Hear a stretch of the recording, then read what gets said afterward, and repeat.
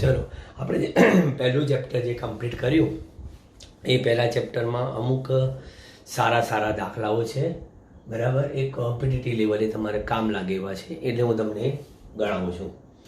એને ફાઇનલ જે સૂત્ર આવે ને એ પણ યાદ રાખશો ને તો પણ ચાલશે, બરાબર. અત્યારે આ બોર્ડ પર 2 દાખલાની મેં રકમ લખીને રાખેલી છે. પહેલાં અહીંયા આગળ આ દાખલો જોઈએ કે એ ત્રિજ્યાના વર્તુળના પરિઘ પર વિદ્યુત ભારની રેખીય ઘનતા લેમડા બરાબર લેમડા 0 કોસ્ક્વેર થીટા છે, તો તેના પર રહેલ કુલ વિદ્યુત ભાર કેટલો? એટલે આપણને અહીંયા આગળ આ એક કમ્પ્લીટ વર્તુળ છે, જે વર્તુળની આપણે ત્રિજ્યા કેટલી લઈએ છે, એ ત્રિજ્યાનું વર્તુળ. હવે એ વર્તુળ પર વિતરિત વિદ્યુત ભાર કેટલો એ મારે જોઈએ છે. વિતરિત વિદ્યુત ભાર કુલ એ ત્રિજ્યા. તો આ વર્તુળમાં થીટા પછીનો એક સૂક્ષ્મ ખૂણો લઈએ. થીટા એટલા માટે લીધું કે જ્યારે સમગ્ર વર્તુળના પરિઘ પર જઈશ ને ત્યારે થીટા બરાબર હું 0 થી સ્ટાર્ટ કરીશ, અને 0 થી સ્ટાર્ટ કરીને સમગ્ર વર્તુળ પર એટલે કે પરિઘ પર આંટો મારીને અહીં આગળ 2π સુધી પહોંચીશ. એટલે 0 થી 2π સુધીનું સંકલન કરીશ. હવે મેં અહીંયા આગળ ડી થીટા જેટલો સૂક્ષ્મ ખૂણો લીધો, અને સૂક્ષ્મ ખૂણા દ્વારા આંતરાયેલો જે આ ચાપ છે, આ ચાપ, એ ચાપની લંબાઈ કેટલી? તો એ ચાપની લંબાઈ ઇક્વલ ટુ, આપણે ખબર છે કે ખૂણાની રેડિયનમાં વ્યાખ્યા શું કે ચાપ બરાબર ત્રિજ્યા ગુણ્યા ખૂણો. ત્રિજ્યા કેટલી છે? એ. ખૂણો કેટલો છે? ડી થીટા, બરાબર. હવે હું શું કહીશ કે પરિઘ પર વિતરિત એવા વિદ્યુત ભારની નિયમિત રેખીય ઘનતા લેમડા હોય તો પછી ચાપ પર વિતરિત એવો સૂક્ષ્મ વિદ્યુત ભાર કેટલો? તો ડીક્યુ બરાબર એકમ લંબાઈ દીઠ લેમડા. તો આ ચાપની લંબાઈ દીઠ એડી થીટા થાય, એટલે લેમડા એડી થીટા. પરંતુ લેમડા બરાબર આપણે શું કીધેલું છે કે લેમડા બરાબર લેમડા 0 કોસ્ક્વેર થીટા. તો અહીંયા આગળ લેમડા 0 ઇન્ટુ એ કોસ્ક્વેર થીટા ડી થીટા. આ શું થઈ ગઈ? ચાપ પર સૂક્ષ્મ વિદ્યુત ભારની કિંમત મળી. તો માટે વર્તુળના પરિઘ પર વિતરિત એવો કુલ વિદ્યુત ભાર કેટલો? Q બરાબર ઇન્ટિગ્રેશન ઓફ dq. પણ ઇન્ટિગ્રેશન ઓફ dq પણ લેમડા 0 અચળ, એ અચળ. ઇન્ટિગ્રેશન ક્યાંથી ક્યાં જવાના છે આપણે? 0 થી આખા વર્તુળના પરિઘ ઉપર, એટલે 0 થી 2π અને cos square theta D theta. હવે આ જે કિંમત છે એ મેથેમેટિક્સમાં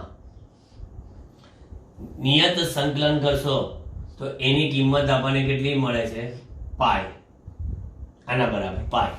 તો આપણે અહીંયા ડાયરેક્ટ લખી નાખીએ. એટલે માટે Q બરાબર કેટલા? કે પાઈ ઇન્ટુ એ લેમડા 0. સેમ આવું જ પરિણામ કોના માટે આવે? લેમડા બરાબર લેમડા 0 સાઇન સ્ક્વેર થીટા માટે મળે. લેમડા બરાબર લેમડા 0 સાઇન સ્ક્વેર થીટા માટે મળે. પણ હું તમને અહીંયા આગળ યાદ રાખવામાં કહી દઉં કે આવા દાખલામાં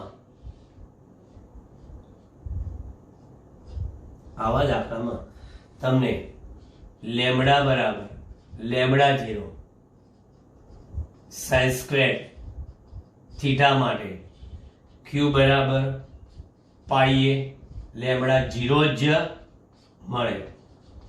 પણ લેમડા બરાબર લેમડા 0 સાઇન થીટા અથવા લેમડા બરાબર લેમડા 0 કોસ થીટા વર્ગની માટે ક્યુ બરાબર 0 મળે. યાદ રાખજો. અહીં વર્તુળની ત્રિજ્યા અને લેમડા 0 કોઈ કચળ કિંમત આપી દે તો આ દાખલો એ રીતે કામ લાગે. હવે બીજા દાખલા તરફ ધ્યાન આપો. આ દાખલાની રકમ પ્રમાણે આ એનો ફાઇનલી જવાબ અને બીજા ચેન્જીસ આટલા થઈ શકે. હવે આપણી પાસે આકૃતિમાં દર્શાવેલ એ લંબાઈના ચોરસ પર વિદ્યુતભારની પૃષ્ઠ સિગ્મા બરાબર સિગ્મા 0 xy છે. તો આ ચોરસ પર કુલ વિદ્યુતભાર કેટલો હશે? આ સમગ્ર ચોરસ પર વિદ્યુતભાર. સમગ્ર ચોરસ પર વિદ્યુતભાર મારે જાણવો છે. તો મેં ચોરસમાં કોઈ એક બિંદુ પસંદ કર્યું અને એ જે બિંદુ પસંદ કર્યું એ બિંદુ છે P, જેના યામ છે XY. બિંદુ P ના યામ XY મેં પસંદ કર્યા. હવે આ બિંદુ પાસે મેં એક dx લંબાઈનો અને dx પહોળાઈનો એક શું ધ્યાનમાં લીધો? સૂક્ષ્મ એવો પૃષ્ઠખંડ. એટલે અહીંયા આગળ બિંદુ P XY પાસે dx લંબાઈ dy પહોળાઈ ધરાવતો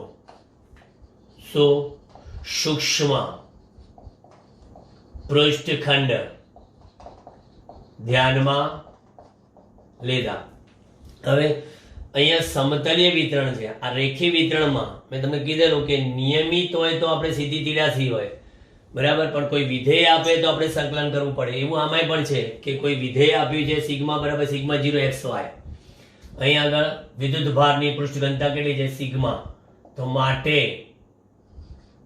dA બરાબર dx into dy પૃષ્ઠખંડ ના ક્ષેત્રફળમાં dx dy પૃષ્ઠખંડના ક્ષેત્રફળમાં વિતરિત એવો વિદ્યુત ભાર કેટલો? કે dq બરાબર sigma into da. Sigma into da. તો dq બરાબર સિગ્માની કિંમત કેટલી? સિગ્મા 0 ઇન્ટુ xy અને da કેટલા? dx into dy. તો અહીંયા આગળ પણ એ જ વસ્તુ. માટે સમગ્ર ચોરસમાં વિતરિત એવો વિદ્યુત ભાર q બરાબર ઇન્ટિગ્રેશન ઓફ dq બરાબર અહીંયા આગળ ઇન્ટિગ્રેશન ઓફ ફ્રોમ 0 થી a sigma 0 xy dx dy. હવે આ 0 થી a આ બાજુ અને 0 થી a આ બાજુ એટલે બે સેપરેટ સંકલન. તો q બરાબર સિગ્મા 0 ઇન્ટિગ્રેશન 0 થી a x dx ઇન્ટિગ્રેશન 0 થી a y dy equal to sigma 0 x નું સંકલન બધાને ખબર છે x²/2. હવે x²/2 y નું સંકલન પણ y²/2. ક્યાંથી ક્યાં? 0 થી a 0 થી a. એટલે મને મળશે q બરાબર કેટલા? તો કે સિગ્મા 0 ઉપલી સીમા a²/2 માઇનસ નીચલી સીમા 0 છે. અહીં પણ a²/2. તો ફાઇનલી આપણી પાસે જવાબ શું આવ્યો? Sigma 0 a²a²a4/4. માની લો કે આપણને અહીંયા ચોરસની જગ્યા પર લંબચોરસ કીધું હોય તો લંબાઈ a અને પહોળાઈ b, લંબાઈ a અને પહોળાઈ b. તો શું થાય? તો પછી અહીંયા આગળ 0 થી a અને 0 થી b એટલે a²/2 ને b²/2. તો અહીંયા આગળ a²b²/4 એ રીતે લખી શકાય. બરાબર. એટલે આ વિદ્યુત ભારના વિતરણ પરના આ દાખલા છે. એક વધારાના સારા લાગે એટલે તમને આખા ગણીને પૂછો. ફાઇનલી તો પરિણામ યાદ રાખજો કઈ રીતે પરિણામ બને. અને સપોઝ કોમ્પિટિટિવમાં તમારે ગણતરી કરવી હોય તો જ્યારે આખી વાતની ચર્ચા કરવી હોય તો પહેલા એક સૂક્ષ્મ વાત કરો, અને એ સૂક્ષ્મ વાત કરીને એનું સમગ્ર વાત પર એનું કરી નાખો સંકલન. આ સિસ્ટમ એની.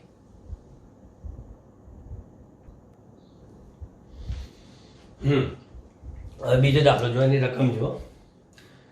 એક સુરેખ વાહક તારની લંબાઈ મને L આપેલી છે, તેના પર Q જેટલો વિદ્યુતભાર સમાન રીતે વિતરિત થયેલો છે. તારની અક્ષ પર તારના કોઈ એક છેડાથી A જેટલા અંતરે આવેલા બિંદુએ વિદ્યુત ક્ષેત્ર શોધો. આ દાખલો સારો છે, એનું પરિણામ પણ તમે ધ્યાન રાખજો.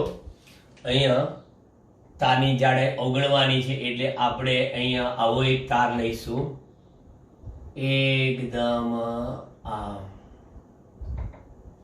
અને અહીંથી આ જે આખી લઈશું એને કહીશું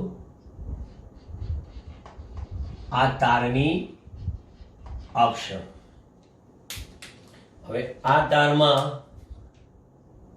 નિયમિત રીતે આ વિદ્યુત ભાર છે, આ Q એટલે પોઝિટિવ ચાર્જ આપેલો છે, આપણે એમ માનીએ. એટલે આ વિદ્યુત ભાર Q છે. તાર લઈએ આપણે A B, અને એ તારની લંબાઈ કેટલી છે? Capital L. આ આપણને આપેલી છે રકમમાં. તારની લંબાઈ L, તેના પર Q જેટલો વિદ્યુતભાર સમાન રીતે વિતરિત કરેલો છે. હવે કોઈ એક છેડાથી, આ તારના કોઈ એક છેડાથી A જેટલા અંતરે, હવે A જેટલા અંતરે એટલે અહીંથી આ બિંદુ જેને કહીએ આપણે P, A જેટલા અંતરે આવેલા બિંદુ P પાસે આપણે શું શોધવાનું છે? વિદ્યુત ક્ષેત્ર સદિશ E. આ બાજુ આ આખી રકમની મેં તમને આકૃતિ આપી દીધી. હવે શું કરીશું જો, અહીંયા આગળ અત્રે તાર પર વિતરિત એવા વિદ્યુત ભારની નિયમિત કઈ રેખીય ઘનતા, નિયમિત રેખી ઘનતા લેમડા, કેમ? સમાન રીતે વિતરિત થયેલો છે, સમાન રીતે વિતરિત થયેલો છે. એટલે તો આપણી પાસે L લંબાઈમાં કેટલો છે? Q. તો લેમડા બરાબર Q બાય L થાય. આ આપણે સાઈડમાં મૂકી દઈએ. હવે હું શું કરીશ? આ P થી અહીંયા આગળ એક અંતર વિચારું છું, P થી. એક P થી અંતર કયું વિચાર્યું મેં? X. એ આમ સાઈડમાં ગયો. તો P થી X અંતરે હું લઈશ તાર પર. P થી X અંતરે તાર પર અહીંથી આટલું કહીશ અને આટલો પોર્શન. ઓકે, એટલે આ કયો આવશે? dx. P થી X અંતરે તાર પર dx જેટલી સૂક્ષ્મ લંબાઈનો શું ધ્યાનમાં લેશો? ખંડ ધ્યાનમાં લેતા. સૂક્ષ્મ લંબાઈનો ખંડ ધ્યાનમાં લેતા. સૂક્ષ્મ લંબાઈનો ખંડ ધ્યાનમાં લો તો માટે આ ખંડ પર વિતરિત એવો વિદ્યુત ભાર dq કેટલો? એકમ લંબાઈ દીઠ લેમડા, તો dx દીઠ લેમડા dx થાય. તો પછી મને અહીંયા આગળ dq બરાબર લેમડાની જગ્યા પર શું મૂકશો? q by l into dx. ચલો આ સાઈડમાં. હવે હું શું કરીશ? આ વિદ્યુત ભાર જે છે ને dq, આ વિદ્યુત ભારને લીધે x અંતરે આવેલ એવા બિંદુ પાસે વિદ્યુત ક્ષેત્ર કેટલું? E બરાબર KQ એટલે કે KDQ અપોન અંતરનો વર્ગ એટલે કેટલા આયા? KQ બાય R સ્ક્વેર કહો છો ને એમ KQ બાય X સ્ક્વેર. કિંમત મૂકી દઈએ DQ ની એટલે મને મળશે અહીંયા માટે E બરાબર K DQ એટલે Q by L into dx. આ KDQ ની થાય અને અપોન કેટલા? x square. KQ by L dx A upon x square. બરાબર ચેક કરી લેજો. મેં કિંમત મૂકી, DQ ની કિંમત મૂકી આખી Q by L into dx અને ભાગ્યા x સ્ક્વેર. અને આ વિદ્યુત ક્ષેત્ર કયું પણ? સૂક્ષ્મ. સોરી ને લીધે મળતું વિદ્યુત ક્ષેત્ર સૂક્ષ્મ. સૂક્ષ્મ વિદ્યુત ભારને લીધે સૂક્ષ્મ. તો પછી માટે સમગ્ર તાર પર વિતરિત એવા વિદ્યુત ભારને લીધે મળતું P પાસેનું વિદ્યુત ક્ષેત્ર કેટલું? તો હવે P પાસેનું વિદ્યુત ક્ષેત્ર તો હવે હું લખીશ અહીંયા E અને ઇન્ટિગ્રેશન થશે DE. હવે ઇન્ટિગ્રેશનમાં જે અચળ પદો છે એ અચળ પદોમાં રાખ્યા છે તારે છે સાઈડમાં. બરાબર? જે અચળ પદો છે બધા સાઈડમાં. એટલે કોણ અચળ છે ભાઈ? K, વિદ્યુતભાર Q, લંબાઈ L અને ઇન્ટિગ્રેશન. હવે ક્યાંથી ક્યાં જોજો અહીંયા આગળ 1/x સ્ક્વેર અને ઇન્ટુ dx. P થી આ x હતું ને અહીંયા, તો P થી આ કેટલું થાય પહેલા? તો કે a. અને P થી આ કેટલું થાય? તો કે L plus a. તો a થી L plus a ની વચ્ચે આનું સંકલન એટલે E બરાબર KQ by L અને હવે સંકલનમાં 1/x સ્ક્વેર નું સંકલન શું થાય? તો અહીંયા પર ધારો કે સાદુરૂપ આપે તો x raised to -2 થાય. તો x raised to -2 plus 1 upon -2 plus 1 એટલે -1/x ઉપલી સીમા અને નીચલી સીમા લખીએ છીએ E બરાબર KQ -1/L plus a minus minus plus 1/a થઈ ગયું.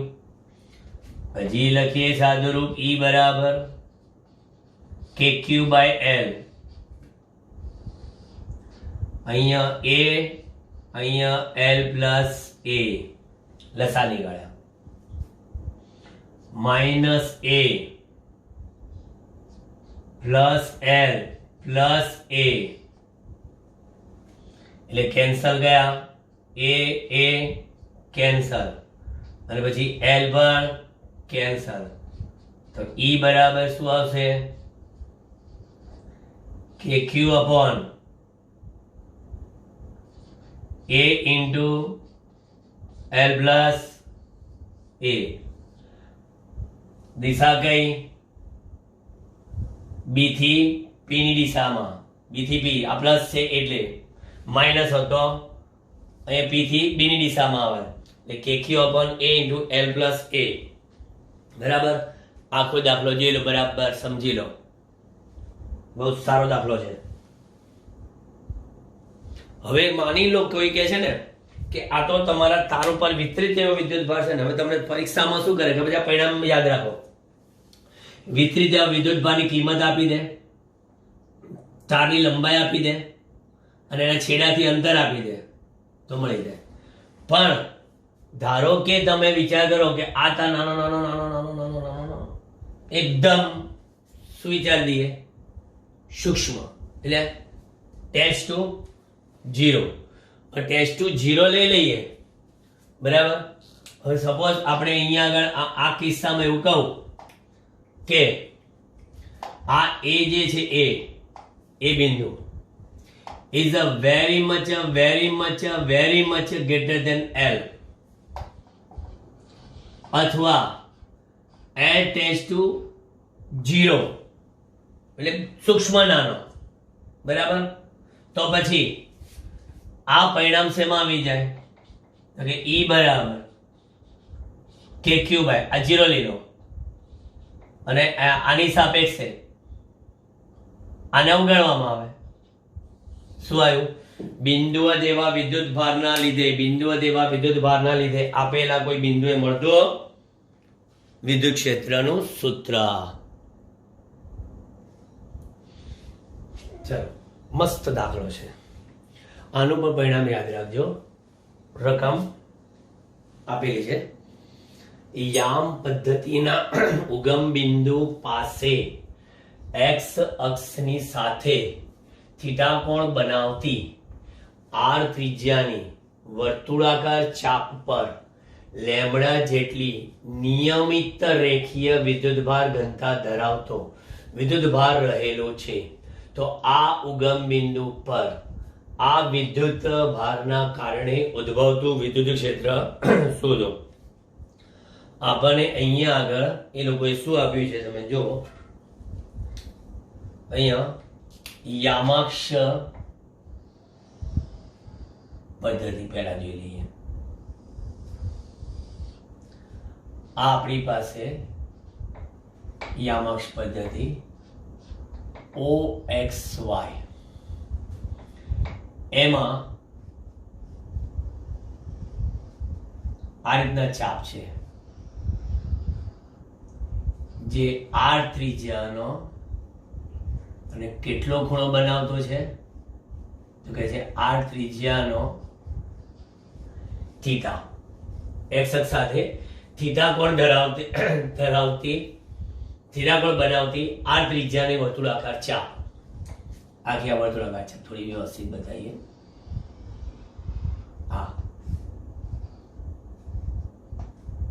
આ વર્તુળાકાર ચાપ. હવે એમાં વિતરિત વિદ્યુત ભારની રેખી ઘનતા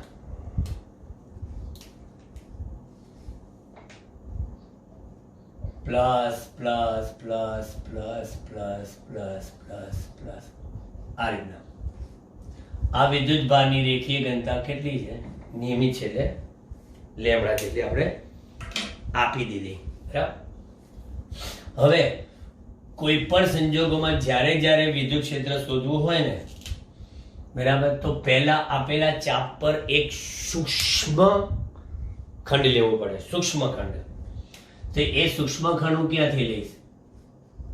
તો કહે છે અહીંથી આ ખૂણો ફાઈ, પછીનો સૂક્ષ્મ ખૂણો એ આ રહ્યો ડી ફાઈ, અને આ છે સૂક્ષ્મ એવા ચાપની લંબાઈ. એટલે આ જે ચાપ છે એ ચાપ કેટલો આવ્યો? આ જે ચાપ છે એની લંબાઈ કેટલી આવશે આ સૂક્ષ્મ ચાપની? તો આપણને ખબર છે કે ચાપ બરાબર ત્રિજ્યા ગુણ્યા ખૂણો. ત્રિજ્યા કેટલી છે? r, અને ચાપ દ્વારા આંતરેલો ખૂણો કેટલો છે? d5. હવે સૂક્ષ્મ ચાપ હોય તો આના લીધે આ બિંદુએ વિદ્યુત ક્ષેત્ર ક્યાં આવશે? આ દિશામાં, આ રીતે.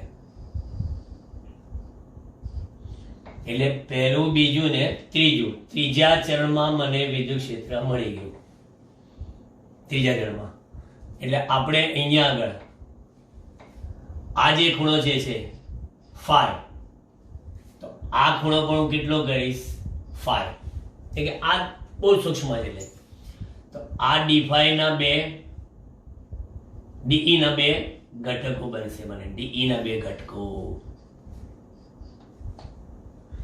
એક અહીંયા આગળ ડીઈ નો કયો ઘટક આવશે? વાય ઘટક. પણ ડીઈ વાય શું લખાશે? જે કેરેટ. અને અહીંયા આગળ આ શું લખાશે? ડીઈ એક્સ આઈ ઘટક. પણ આઈ માઇનસ બંને માઇનસ, બરાબર. અને તમને ખબર છે કે આ ડીઈ ના જે એક્સ અને વાય ઘટકો જે છે એની કિંમતો મારે શોધવાની રહી. હવે સૂક્ષ્મ ચાપની લંબાઈ તમે r_5 કીધી તો સૂક્ષ્મ ચાપ પર વિતરિત એવો વિદ્યુત ભાર કેટલો dq બરાબર એકમ લંબાઈ દીઠ લેમડા છે તો સૂક્ષ્મ ચાપ કેટલો છે r_5 એટલે dq બરાબર લેમડા d5 આ ચાપના લીધે માટે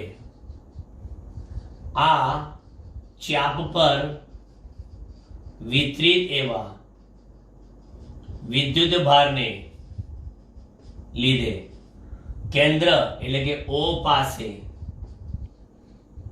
મળતું વિદ્યુત ક્ષેત્ર કેટલું થાય dE સૂક્ષ્મ ને dE બરાબર kdq અપોન અંતર કેટલું છે ખંડથી r એટલે kdq by r² k into lambda r_5 અને અપોન કેટલા r².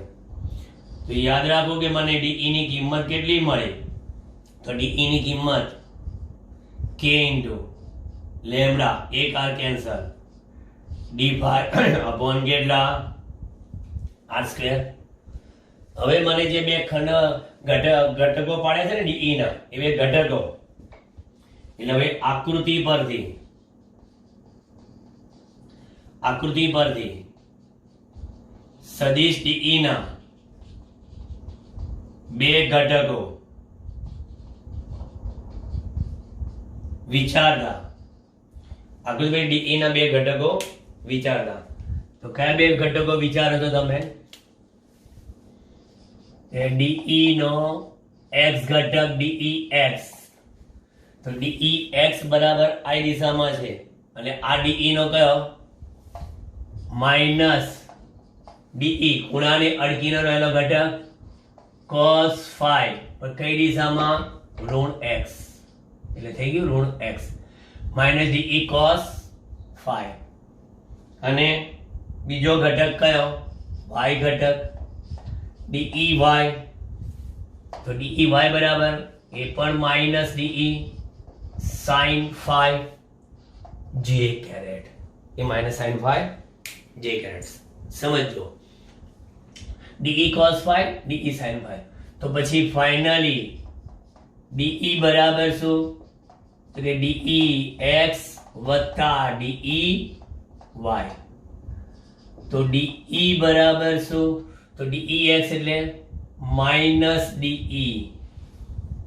Into cos phi i caret minus dE into sin phi j caret તો dE બરાબર માઈનસ dE ને આપણે ક્યાં લઈ લઈએ બહાર લઈ લઈએ એટલે cos phi i કેરેટ વત્તા sin phi j કેરેટ લખાય dE ની કિંમત તો મને ખબર જ છે માટે dE બરાબર માઈનસ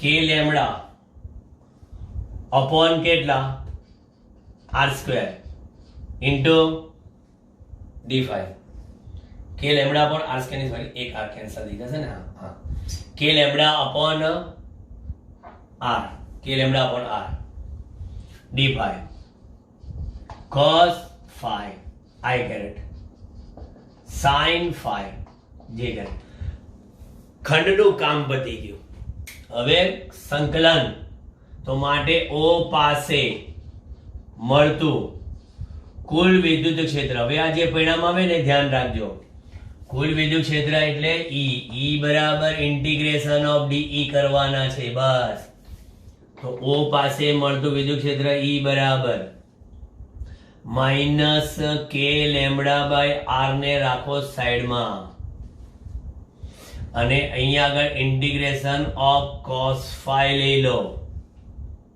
અને ક્યાંથી ક્યાંનું સંકલન 0 થી થીટા કારણ કે આ તો આપણે અહીંથી phi લીધેલો આપણે કમ્પ્લીટ થીટા લેવાનું છે આ થીટા સુધી cos phi અને d phi બરાબર અને કહી દઉં તમને કે આ જે સંકલન કર્યું ને એ સંકલનની બહાર આઈ કેરેટ અને પછી ફરી પાછા વત્તા ઇન્ટિગ્રેશન ફ્રોમ ફરી બીજું અહીંયા આગળ ઇન્ટિગ્રેશન ફ્રોમ 0 થી theta sin phi d phi એમાં સંકલનની બહાર જે કેરેટ અને આખો આ કૌંસ પૂરો કર્યો.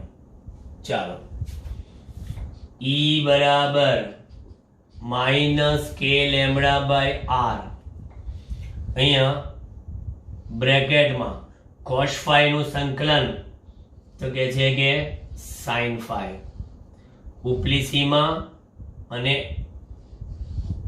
નીચલી સીમા, બરાબર, ઉપલી સીમા અને નીચલી સીમા 0 થીટા અને અહીંયા આગળ આઈ કેરેટ, પછી વત્તા sin phi નું માઇનસ cos phi, ઉપલી સીમા નીચલી સીમા જે caret.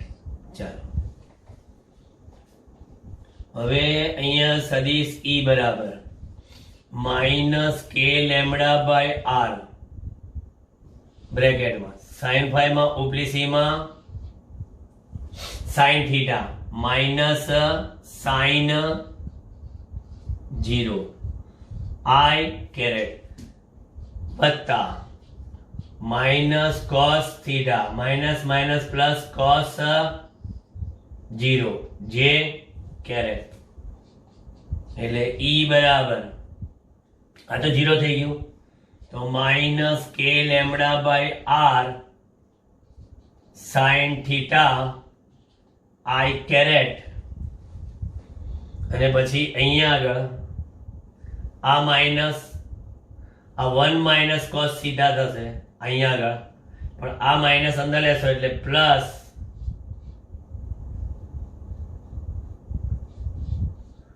cos theta minus 1 sorry plus k lambda by r cos theta minus 1 જે કેરેટ. જોઈ લેજો,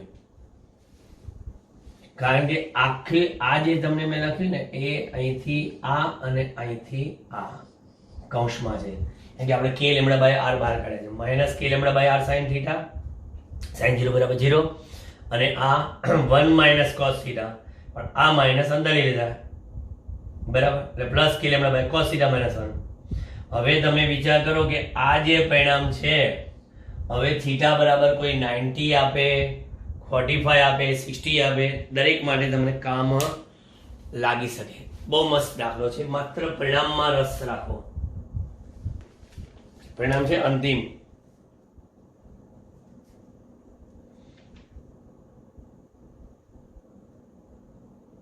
અંતિમ પરિણામ જ યાદ રાખવાનું છે ખાસ. ક્લિયર? વંચાઈ ગયું કમ્પ્લીટ? તમારી નોટબુકમાં ઉતારી લેજો વ્યવસ્થિત, અને છેલ્લે તો પરિણામ જ યાદ રાખવાનું છે. ચલો હવે બીજો એક દાખલો જુઓ, એ પણ સારો છે. એમ દળ અને ક્યુ વિદ્યુતભાર ધરાવતા કણને દોરીના એક છેડે બાંધેલ છે. દોરીનો બીજો છેડો ઉર્ધ્વ દિશામાં ધન વિદ્યુતભારિત સમતલ સાથે બાંધેલો છે. આ સમતલની નિયમિત પૃષ્ઠ વિદ્યુતભાર ઘનતા સિગ્મા છે. તો સંતુલિત સ્થિતિમાં દોરી આ ઉર્ધ્વ સમતલ સાથે કેટલો કોણ બનાવશે? એટલે કહેવા શું માંગે છે આપણને કે આપણી પાસે અહીંયા આગળ આ ઉર્ધ્વ સમતલ છે, આવું વિચારીએ. અહીંયા આગળ આ ઉર્ધ્વ સમતલ અહીંયાથી બાંધેલી છે દોરીને, બરાબર, અને આ સમતલમાં વિતરિત એવો વિદ્યુતભાર, જેને કીધું વિદ્યુતભારની નિયમિત પૃષ્ઠ ઘનતા, નિયમિત પૃષ્ઠ ઘનતા એટલે વિદ્યુતભારનું સતત વિતરણ કર્યું છે, પણ શેમાં? સમતલમાં વિતરણ કરેલું છે. આ રીતનું એટલે આ આપણને સિગ્મા આપેલો છે. એટલે દેખીતું છે કે જે કાંઈ વિદ્યુત ક્ષેત્ર હશે બરાબર એ આ બાજુનું હશે, અહીંયા આમાંથી ઉદ્ભવતું, અને એ વિદ્યુત ક્ષેત્ર સદિશ E બરાબર કેટલું, સમતલમાં વિતરિત વિદ્યુત ભારના લીધે sigma by 2 epsilon 0 into n caret આ બાજુની વેક્ટર દિશામાં. હવે અહીંયા તમે દોરીના બીજા છેડે શું રાખ્યું છે, પ્લસ ક્યુ વિદ્યુત ભાર. એટલે પ્લસ ક્યુ વિદ્યુત ભાર જો અહીંયા હોય તો એ આમ જતો રહેશે. એટલે જે આમ વિચારતા દોરી આમ લટકાયેલી હોય પણ ધન વિદ્યુત ભારના કારણે આ કણ જે છે એ અપાકર સાઈન ક્યાં જાય, આ બાજુ. એટલે અહીંયા આગળ આ જે કણ છે એની પર શું લાગે તો કે એ કણ છે એની પર QE જેટલું વિદ્યુત બળ આ દિશામાં લાગે, QE જેટલું. અને દોરી આમ ખેંચાય એટલે એની પર લાગે આ દિશામાં શું, તણાવ બળ. એટલે આ આધાર બિંદુ O જે છે એમાં શિરોલંબ રેખા સાથે એ કેટલો ખૂણો બનાવશે એ આપણે શોધવાનું કે છે થીટા. બીજું આ કણનું વજન બળ ક્યાં લાગશે, અધો દિશામાં. આ 1 2 3 બળો એ રીતે લાગે છે કે તે કેવી સ્થિતિમાં છે, સંતુલિત સ્થિતિમાં છે. આ કણ કે જેનું દળ તમે કેટલું કીધું m અને વિદ્યુત ભાર પ્લસ q, એટલે આ પ્લસ q પર આ દિશામાં બળ લાગ્યું. હવે ઘટકો કોના પડશે, જો યામાક્ષ પદ્ધતિ બનાવવા જાઓ તો યામાક્ષ પદ્ધતિ વિચારતા જે અક્ષો પર હોય એના ઘટકો ના પડે, માત્ર ઘટક કોના પડશે, તણાવ બળ T ના ઘટકો પડશે. આ રીતે તો તણાવ બળ T ના ઘટકો માં આ થીટા હોય તો આ ખૂણો પણ થીટા, એટલે આ થશે T cos થીટા, ખૂણાને અડકીને રહેલો ઘટક, અને આ T sin થીટા. બસ કામ પૂરું થઈ ગયું આપણું. સો સંતુલિત સ્થિતિમાં x ઘટકો માટે સંતુલિત સ્થિતિમાં T sin થીટા બરાબર શું થાય, QE. T sin થીટા બરાબર QE. અને y ઘટકો માટે T cos થીટા બરાબર શું થાય, mg. બસ તો પછી T sin theta upon T cos theta બરાબર શું, QE upon mg. T cancel. Suppose the tan theta બરાબર શું,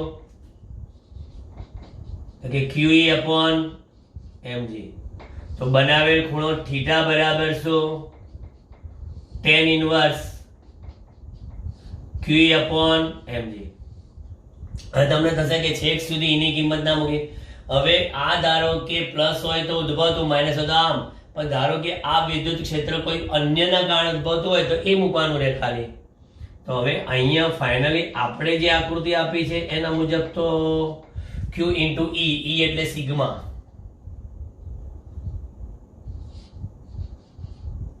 સિગ્મા Q અપોન કેટલા,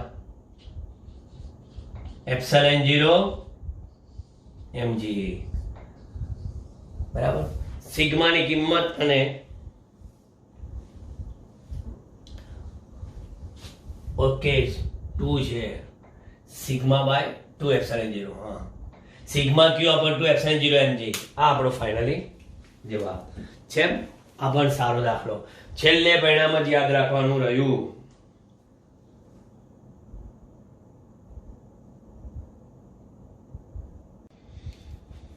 ચાલો હવે આપણે તમને ગાઉસના પ્રમેય પર આધારિત એવા જુદા જુદા કિસ્સા બતાવ્યા. આપણને ખબર છે કે ગાઉસનું પ્રમેય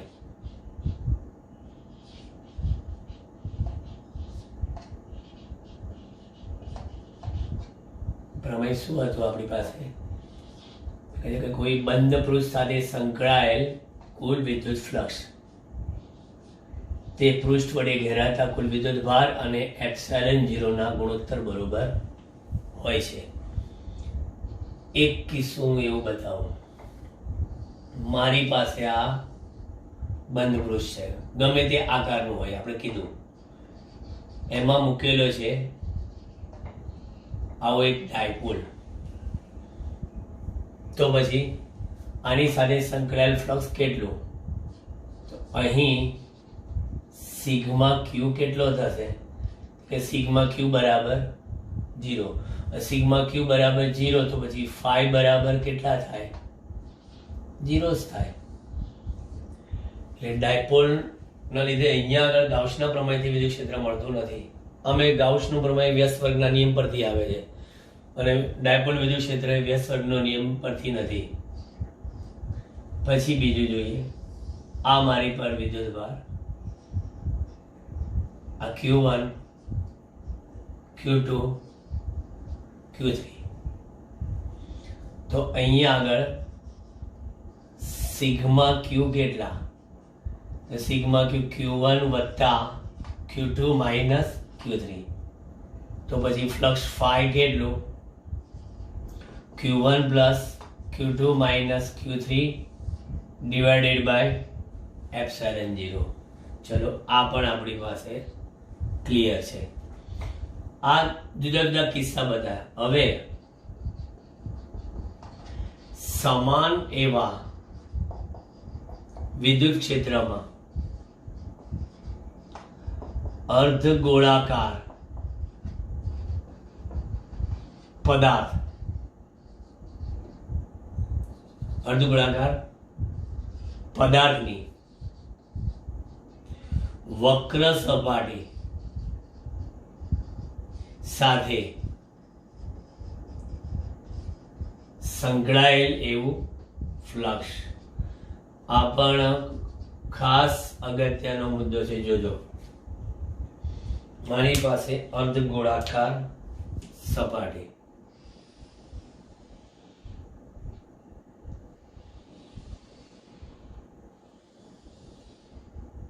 આ રીતની આપણે લીધી.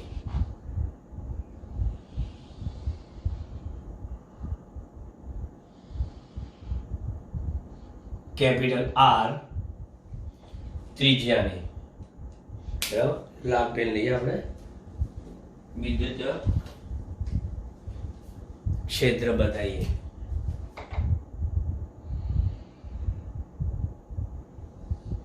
આ સમાન એવું વિદ્યુત ક્ષેત્ર છે.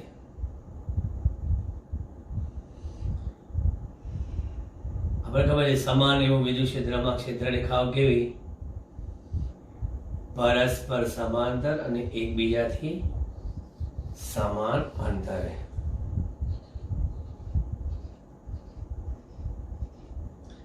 આ સમાન વિદ્યુત ક્ષેત્ર એની આ વક્ર સપાટી સાથે સંકળાયેલ પ્લસ.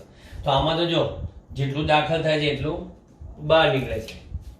એટલે આપણે આમાં એમ કહી શકીએ કે ફાઈ ટોટલ કેટલું? ફાઈ ટોટલ બરાબર કે ફાઈ વક્ર સપાટી ને ફાઈ વર્તુળાકાર સપાટી. હવે અહીંયા આગળ આ જે ક્ષેત્રફળ છે એનો સદિશ જે આવશે એ ક્યાં આવશે? લંબરૂપે n કેરેટ નીચે ક્ષેત્રફળ સદિશ આનો, અને બંનેનો સરવાળો શું? 0. તો પછી ફાઈ મારે જોઈએ છે કઈ સપાટી? અર્ધગોળાકાર. તો ફાઈ વક્ર માટે ફ્લક્સ બરાબર શું? વિદ્યુત ક્ષેત્ર ગુણ્યા ક્ષેત્રફળ. આ વર્તુળાકાર સપાટીનું ક્ષેત્રફળ કેટલું? પાઈ r². અને વિદ્યુત ક્ષેત્ર સાથે કેટલો ખૂણો બનાવે છે? તો કે E into A cos 180 degree થઈ ગયું. EA cos થીટા વક્રનું, બરાબર, સોરી વર્તુળાકારનું, અને વત્તા phi વક્ર બરાબર કેટલા 0. તો માટે આ cos બને એટલે અહીંયા માઇનસ પાઈ આર સ્ક્વેર ઈ વત્તા phi વક્ર બરાબર 0. તો જોઈ લો વક્ર સપાટી સાથે સંકળાયેલ ફ્લક્સ કેટલું આવ્યું પાઈ આર સ્ક્વેર ઈ. સમાન એવા વિદ્યુત ક્ષેત્ર માટે તમે આવું કહી શકો. ચાલો હવે ચોથો કિસ્સો બતાવો. ચોથા કિસ્સામાં ફરી આપણે આમ લઈએ.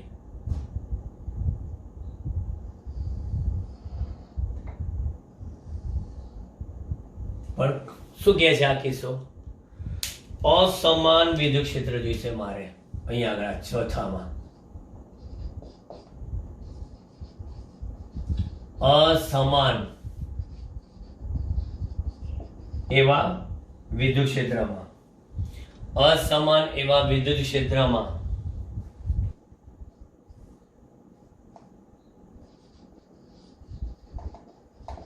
વર્તુળાકાર, આ વક્ર હતી ને, હવે વર્તુળાકાર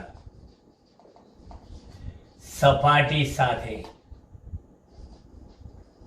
સંકળાયેલ એવું વિદ્યુતીય ફ્લક્સ. અહીંયા આગળ ક્ષેત્ર રેખાઓ બધી ત્રિજ્યાવર્તી દિશામાં જશે. આમ આ રીતના બિંદુ તેવા વિદ્યુત ભારમાંથી આવે છે, બરાબર, આ રીતના. એટલે આ વિદ્યુત ક્ષેત્ર ત્રિજ્યાવર્તી દિશામાં બતાવ્યું મેં. આમ આ સમાન હતું. હવે આ ત્રિજ્યા પર કેટલી કહીએ r, અને આ ક્ષેત્રફળ સદિશ આનો n કેરેટ, બરાબર, એનો ક્ષેત્રફળ સદિશ n કેરેટ. મારે આની સાથેનું જોજો. અહીંયા પણ હું એ જ કહીશ phi ટોટલ બરાબર phi વક્ર વત્તા phi વર્તુળાકાર અને એની બરાબર 0. જેટલું દાખલ થાય એટલું બહાર નીકળે. phi વક્ર કેટલું આવશે? તો કે વક્રમાં આખો ગોળો નથી, અર્ધ ગોળો છે. આખો ગોળો તો 4 pi r સ્ક્વેર, એટલે અહીંયા આગળ આવશે 2 pi r સ્ક્વેર. આ ક્ષેત્રફળ ગુણ્યા વિદ્યુત ક્ષેત્ર એ, કારણ કે ગોળાની સપાટી પરના દરેક બિંદુએ વિદ્યુત ક્ષેત્ર કેવું આવશે? સરખું, કેમ કે એનું બિંદુ વિદ્યુત ભારથી એક સરખું અંતર, 2 pi r સ્ક્વેર ઈ. અને cos કેટલા?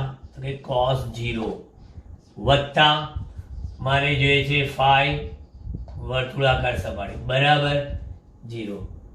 એટલે મને મળશે phi વર્તુળાકાર કેટલા? cos 0 બરાબર 1, એટલે આ પેલી બાજુ છે, એટલે માઇનસ 2 pi r સ્ક્વેર ઈ. આ મળ્યું. બે કિસ્સા જોઈ લેજો.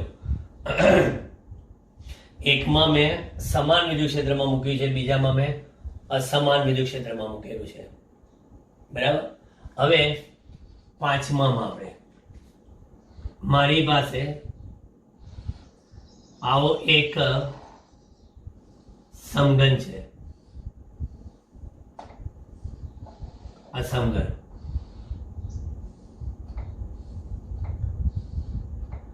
આ સમઘનમાં હું એના કેન્દ્રમાં શું મૂકીશ? અહીંયા આગળ એના કેન્દ્રમાં એક ક્યુ વિદ્યુત ભાર મૂકીશ. કેન્દ્રમાં ક્યુ વિદ્યુત ભાર મૂકીશ. તો આપેલા સમઘનમાં જો કેન્દ્રમાં ક્યુ વિદ્યુત ભાર હોય તો phi કુલ કેટલું થાય? phi કુલ તો કહે છે કે ઘેરાતો વિદ્યુત ભાર કયો ભાગ્યા એપ્સિલોન 0. આ એક પેટા ડિપાર્ટમેન્ટ. બીજું phi કોઈ એક બાજુમાંથી બહાર આવતું ફ્લક્સ કેટલું? કોઈ એક બાજુ, સમઘનની બાજુઓ કેટલી? 6. એટલે કોઈ એક બાજુમાંથી 5/6 ત્રીજું, કોર્નરમાંથી 5, કોર્નર એટલે શિરોબિંદુ, એમાંથી કેટલા? તો કુલ શિરોબિંદુ આપણી પાસે કેટલા છે? 1 2 3 4 5 6 7 8, એટલે કે 5/8 અને ચોથું, ધારમાંથી કેટલું આવે? કે 5 એટ ધાર, બરાબર. 5 કોર્નર, 5 એજ, 5 ફેસ, 5 ટોટલ, બરાબર. 5 ટોટલ આપણને એટલું મળ્યું. કેટલું આવશે આમાં? 5 ધાર, 5 ધાર 1 2 3 4 5 6 7, શિરોબિંદુ તો આપણે 8 હતા ને, ધાર 1 2 3 4 4 ને 4 8, કુલ આપણી પાસે 12 ધાર આવશે. એટલે 5/12 જોઈ લો સમઘનના કિસ્સા.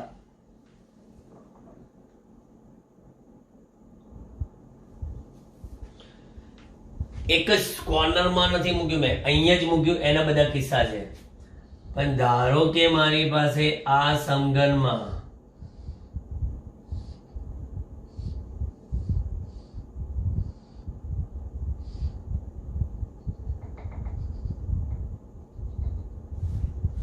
વિદ્યુતભારને ક્યાં મૂકું છું? જો અહીંયા મૂકવામાં આવે બરાબર, તો પછી એમાં એક કિસ્સો 5 ટોટલ કેટલા? એટલે 5 ટોટલ ની જો તમે વાત કરો તો 5 ટોટલ તો આપણને ખબર છે કે Q/ε0, પણ આવા ઘન સાથે તો કે આવા બે ઘન તમે જોડી દો તો 5 ઘન બરાબર Q/2ε0, 5 ઘન. પછી માની લો કે આપણી પાસે આ એ જ એવો સમઘન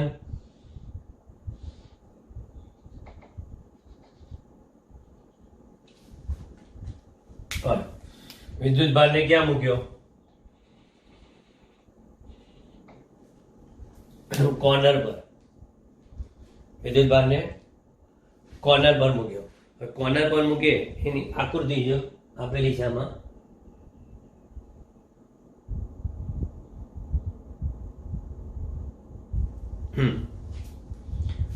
કોર્નર પર આ રીતે છે. તો અહીંયા આગળ એક કિસ્સો 5 ઘન બરાબર કેટલા? Q/8ε0, અને કોઈ બાજુમાંથી બહાર આવતું ફ્લક્સ કેટલું? Q/24ε0. કારણ કે આને સેન્ટરમાં લાવવા માટે આપણે જુદા જુદા સમઘનની જોડ મૂકીએ એટલે અહીંયા આગળ આ 1, બીજો 2, 3, 4, 5, 6, 7, 8 સમઘન મૂકીએ ત્યારે આ ઘન સાથે તમને સંકળાયેલું ફ્લક્સ મળે. જોયું? આ તમને મળ્યા બધા જુદા જુદા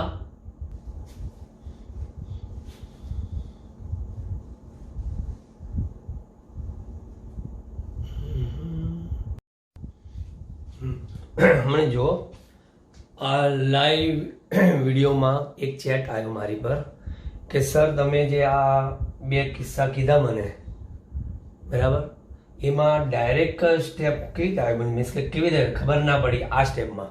તે હું તમને બતાવું કે આ બંને જે છે બરાબર, એમાં કેવી રીતને મને આ 5 ઘન ને 5 ટોટલ ને 5 ઘન ને 5 બાજુ મળી એ જોઈએ. એટલે એ જે છઠ્ઠો છે ને એ હું તમને સમજાવું કે આ મારી પાસે એક સમઘન છે બરાબર. આ એક સમઘન આ રીતનો. મગજમાં એટલું ફિટ યાદ રાખજો તમે કે જે વિદ્યુતભાર છે એને ઘેરવા માટે મારે અહીંયા આગળ શું કરવું પડશે? બીજો એક સમઘન તૈયાર કરવો પડશે આ રીતના. આ બીજો એક સમઘન તૈયાર કરી દીધો, એ જ સમમિતિ ધરાવતો. એટલે આ તમારો જે વિદ્યુત ભાર હતો એ હવે અહીંયા આગળ આવી ગયો ક્યુ. હવે તમારી પાસે કુલ સમઘન કેટલા થઈ ગયા? 2 થઈ ગયા. 2 થઈ ગયા એટલે તમે શું લખ્યું? 5 ઘન બરાબર આ ઘન સાથે કેટલું? q/2 એપ્સિલોન 0 અને 5 ટોટલ કેટલું આ? અને આમાં કોઈ એમ પૂછે કે 5 ફેસ, જેમ કીધું 5 બાજુ, તો બાજુ સાથે તો કુલ બાજુ કેટલી? તો સમઘન આપણી પાસે 2, પણ એમાં એક બાજુ કોમન થઈ ગઈ એટલે 6×12 માંથી 2 ગઈ એટલે આપણી પાસે q/ કેટલા? 10 એપ્સિલોન 0. q/10 epsilon 0. કોઈ એક બાજુમાંથી બહાર આવતું ફ્લક્સ, બરાબર? એટલે આ થઈ ગયું. પછી 7મો, હવે ખ્યાલ આવી ગયો છે તમને કે આ 5 ઘન બરાબર કોઈ ઘનમાંથી કીધું તો 2 ઘન છે એટલે 5/2 એપ્સિલોન 0. કોઈ ઘનમાંથી બહાર આવતું ટોટલ તો q/એપ્સિલોન 0. અને બાજુમાંથી કે તો આપણે જેમ આમાં બાજુમાંથી કુલ કેટલી બાજુ હતી આપણી પાસે સમઘનમાં? 6. તો 6 બાજુ. આપણી પાસે કુલ કેટલી બાજુ? આમ 12, પણ આ વચ્ચેની બાજુ કોમન, બરાબર? એટલે એ નથી લીધી એટલે કુલ 10 બાજુ. હવે આમાં આને સેન્ટર પર કેવી રીતે મૂકીએ? તો જો બરાબર આખો આ એક મોટો સમઘન તૈયાર કરીશ.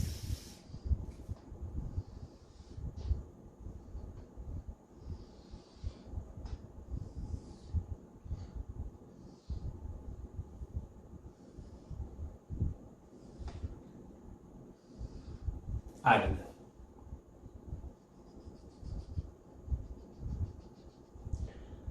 એ સમઘનને ઘેરવા માટે હું કેટલા સમઘન બનાવું છું જોજો.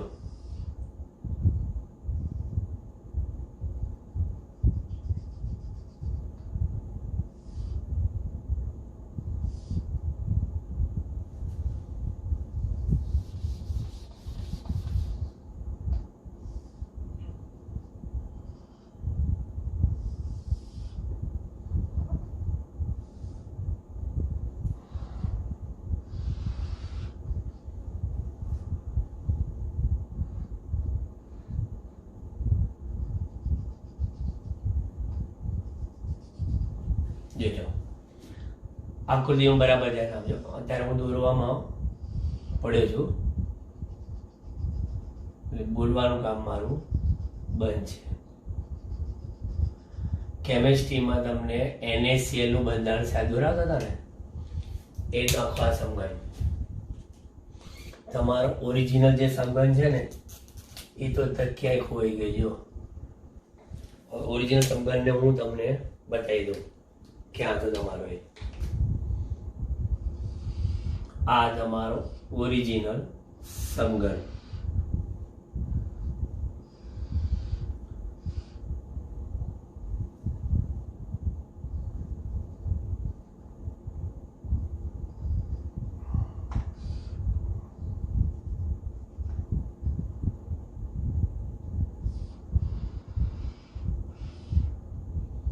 આ તમારો સમઘન.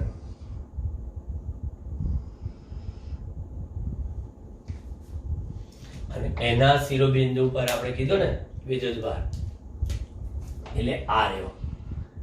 લઈ દીધો આપણે, એને ઘેર દીધો.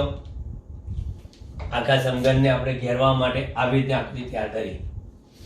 હવે તમે વિચાર કરી લો કે આપણી પાસે કુલ 8 સમઘન છે, બરાબર? 1 2 3 4 આ સામેના અને 4 પાછળના, એટલે 8 સમઘન છે. એટલે ઘન સાથે સંકળાયેલ ફ્લક્સ 5/8 એપ્સિલોન 0. બાજુ કેટલી? 1 2 3 4, ઉપર 4 તો કુલ 6 છે એટલે 6 6 24 એટલે 5/24 એપ્સિલોન 0. એટલે ટૂંકમાં તમે કોઈ પણ આમાં તો સેન્ટરમાં હતા એટલે પ્રોબ્લેમ નહોતો, બાજુમાં હતો એટલે બીજો એક સમઘન દોર્યો, શિરોબિંદુ પર હતા એટલે બીજા આપણે આ રીતે સમઘન દોર્યા. એટલે કુલ 8 સમઘન એવા દોર્યા કે જેથી આ વિદ્યુત ભર ક્યાં આવી જાય? કેન્દ્રમાં આવી જાય, ઘેરાઈ જાય. પણ આ તો શું છે, લાઈવમાં કોઈ મને મેસેજ કર્યો કે સર આમાં ડાયરેક્ટ, એટલે મેં કહ્યું લાવ દોરીને બતાવી દઉં તમને કે આ પરિસ્થિતિ કઈ રીતે નિર્માણ પામી. Okay, done.